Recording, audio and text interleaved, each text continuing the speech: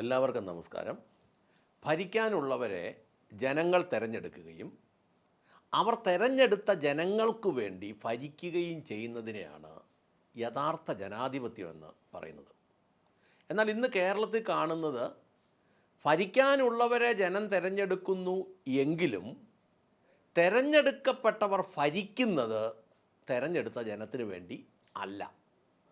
രാഷ്ട്രീയക്കാർക്കും ഉദ്യോഗസ്ഥന്മാർക്കും അവരുടെ പെൻഷൻകാർക്കും വേണ്ടി മാത്രമാണ് ഇവർ ഭരിക്കുന്നത്. ഇതിനെ ജനാധിപത്യം എന്നല്ല പറയേണ്ടത്, ഇതിനെ ഭരണവർഗ ആധിപത്യം എന്നാണ് പറയേണ്ടത്.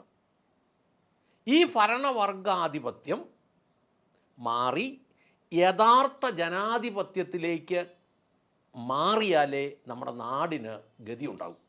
സംസ്ഥാനത്തിന് വരുമാനം വരുന്ന വഴികൾ നമ്മൾ ചിന്തിക്കുകയാണെങ്കിൽ GSTയിൽ നിന്നുള്ള വരുമാനമാണ് സംസ്ഥാനത്തിൻ്റെ പ്രധാന വരുമാനം. ഏതാണ്ട് സംസ്ഥാന വരുമാനത്തിൻ്റെ 50% ഇത് വരും. പിന്നീട് വരുമാനം വരുന്നത് പെട്രോള്, ഡീസല് ഉൾപ്പെടെയുള്ള ഇന്ധനങ്ങൾ, ഇലക്ട്രിസിറ്റി പോലെയുള്ള മേഖലയിൽ നിന്നെല്ലാം കൂടെയുള്ള വരുമാനമാണ് മറ്റൊരു വരുമാനം. പിന്നെ സംസ്ഥാന സർക്കാരിൻ്റെ ഒരു പ്രധാന വരുമാനമാണ് മദ്യത്തിൽ നിന്നുള്ള വരുമാനം, അന്യായ നികുതിയായിട്ടിരിക്കുന്നത്. അടുത്തത് ലോട്ടറി വിറ്റ് കിട്ടുന്ന വരുമാനം.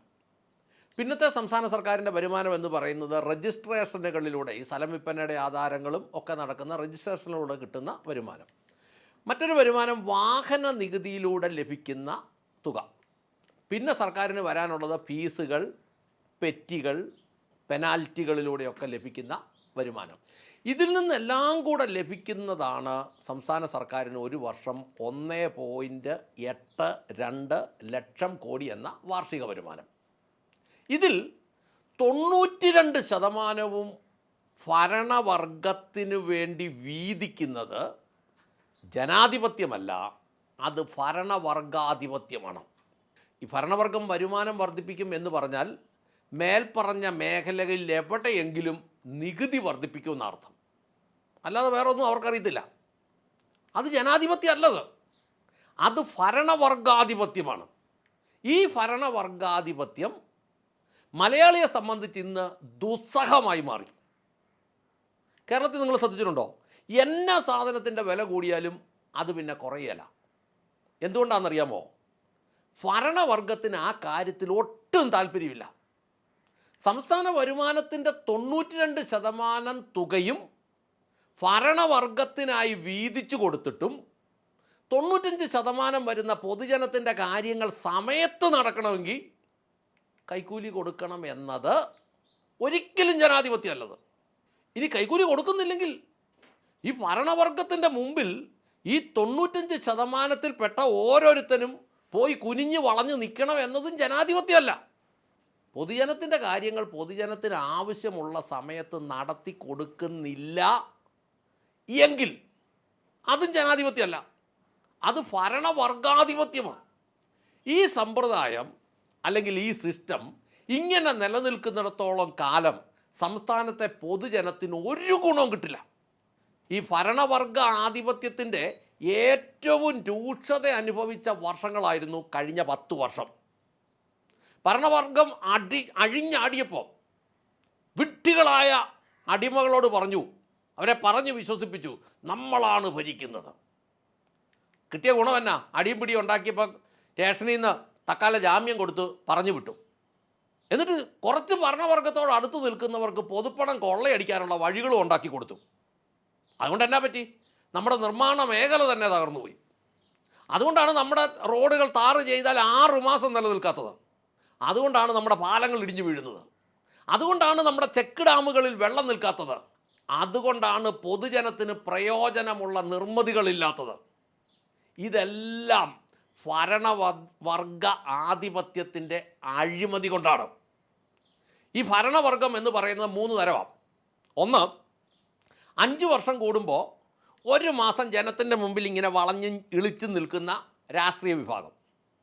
ഈ വിഭാഗം കേരളത്തിൽ 1 ലക്ഷം പേര് താഴെ മാത്രമേ ഉള്ളൂ. എല്ലാ കാലവും പൊതുജനം പോയി വളഞ്ഞു കുത്തി നിൽക്കുന്ന ഉദ്യോഗസ്ഥ വർഗമാണ് 2ാം വിഭാഗം.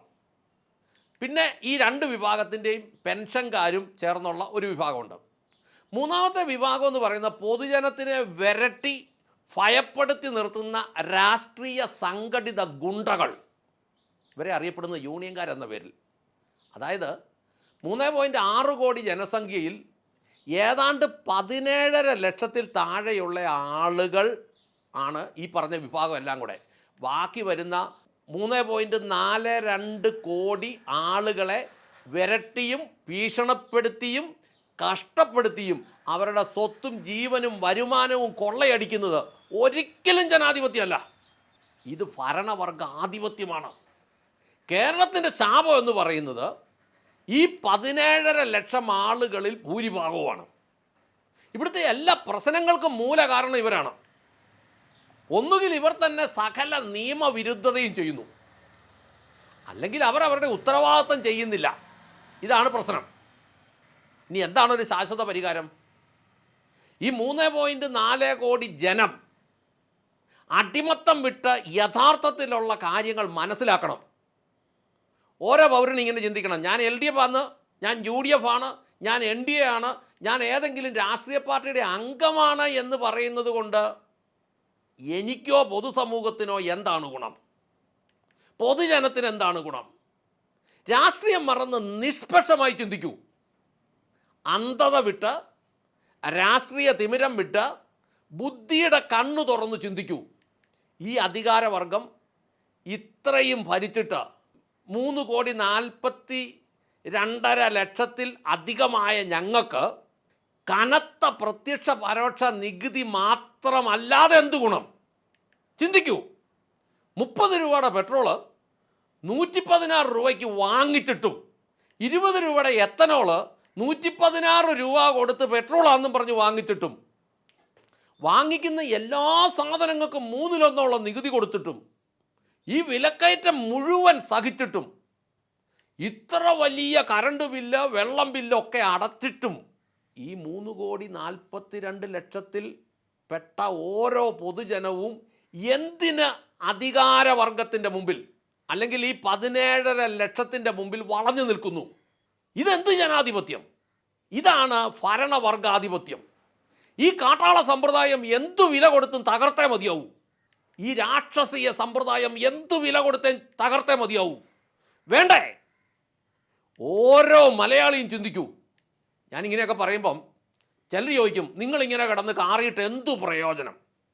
അങ്ങനെ ചോദിക്കുകയും ചെയ്യും, അങ്ങനെ ചിലർ കമൻ്റ് എഴുതി വെക്കുകയും ചെയ്യും.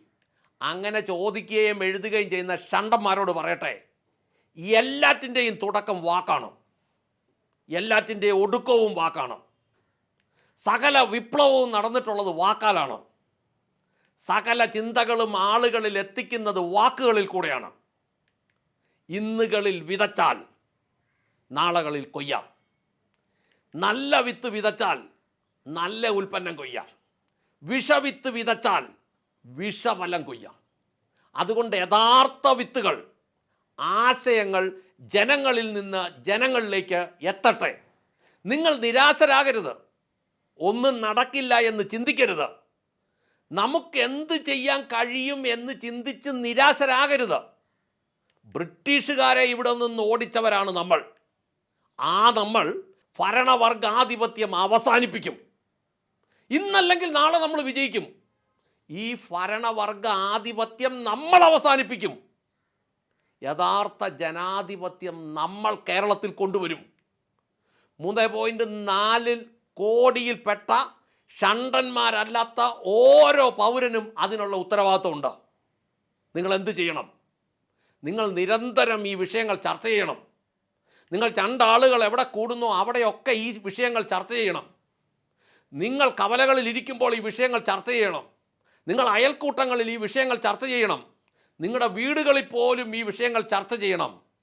എനിക്ക് ചർച്ച ചെയ്യാൻ കഴിവില്ല എന്ന് ധരിക്കുന്നവർ, ഞങ്ങൾ നിരന്തരമായി ഇറക്കുന്ന വീഡിയോകൾ നിങ്ങൾ പരമാവധി ആളുകളിലേക്ക് ഷെയർ ചെയ്യണം. ആളുകളെ കൊണ്ട് ചാനൽ സബ്സ്ക്രൈബ് ചെയ്യിപ്പിക്കണം. അതിൻ്റെ ബെൽ ബട്ടൺ അമർത്തിക്കണം. അത് അവർക്ക് മനസ്സിലാകുന്നില്ലെങ്കിൽ മനസ്സിലാകുന്ന രീതിയിൽ പഠിപ്പിച്ചു കൊടുക്കണം. ഇനി സോഷ്യൽ മീഡിയ കൈകാര്യം ചെയ്യാൻ അറിയാത്ത ആളുകളെ നിങ്ങളത് പഠിപ്പിക്കണം. പൊതുജനങ്ങളെ ബോധവാന്മാരാക്കണം.